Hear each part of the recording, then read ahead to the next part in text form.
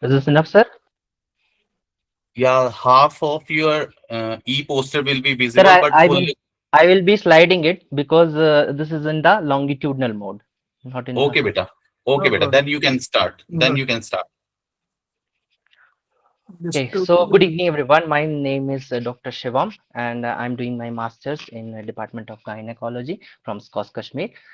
The topic for my presentation for the poster is dystocia due to pre-cervical uterine torsion in a crossbred Jersey cow, which is a case report. So, this poster presents a dystocia due to pre-cervical right uterine torsion in a crossbred Jersey cow, successfully managed by the modified Schaefer's rolling method. Uterine torsion is one of the major maternal causes of dystocia in cattle, occurring mainly in late gestation due to instability of the gravid uterus. Pre-cervical torsion is rare, but more challenging due to lack of clear vaginal findings. It requires strong clinical suspicion and rectal examination.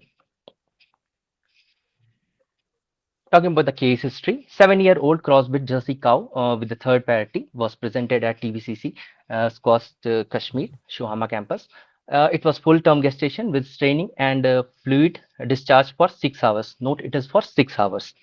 No prognosis of calving was there. That's why we suspected dystocia.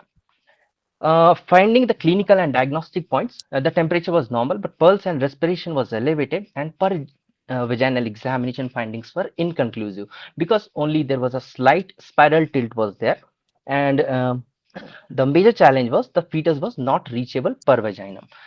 Then diagnosis was confirmed by perrectal examination, in which we found that left broad ligament shifted to the right side and right ligament displaced ventrally. Then we diagnosed it as pre-cervical right uterine torsion less than 90 degree.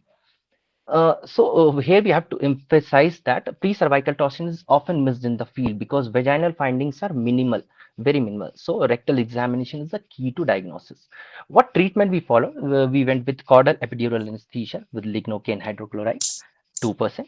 Then animal was cast in right lateral recumbency. Detorsion was made by a modified Schaefer method using the plank. Then rolling was done in the direction of the torsion, and then uterus was stabilized by plank during the rolling. After seeing a rolling, cervix was fully dilated and water bag was present. And fortunately, live female calf delivered by gentle traction. Then placenta expert normally. Then we went on with the post treatment, post-operative, post-procedure treatment, that is intrauterine antibiotics plus systemic therapy, NSAIDs and antibiotics, antihistamines were given, and there was an uneventful recovery of the dam.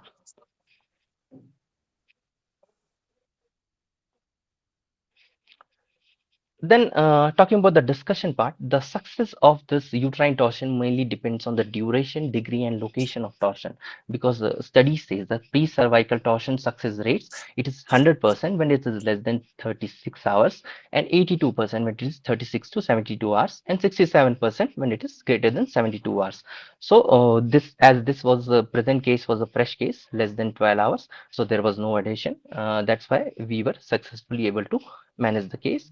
If there's a delay of more than 24 to 48 hours, the poor fetal survival chances are there. So rolling is ideal when fetus is inaccessible.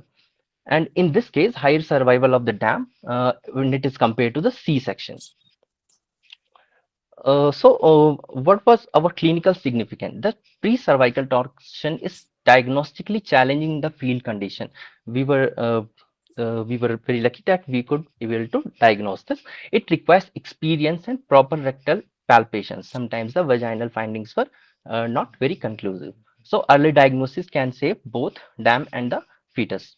So I would like to conclude that timely diagnosis using rectal examination and prompt rolling can successfully manage even challenging pre-cervical uterine torsion cases in the field.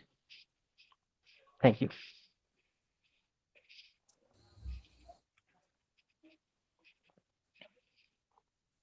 I'm open for discussion if anyone would like to ask questions.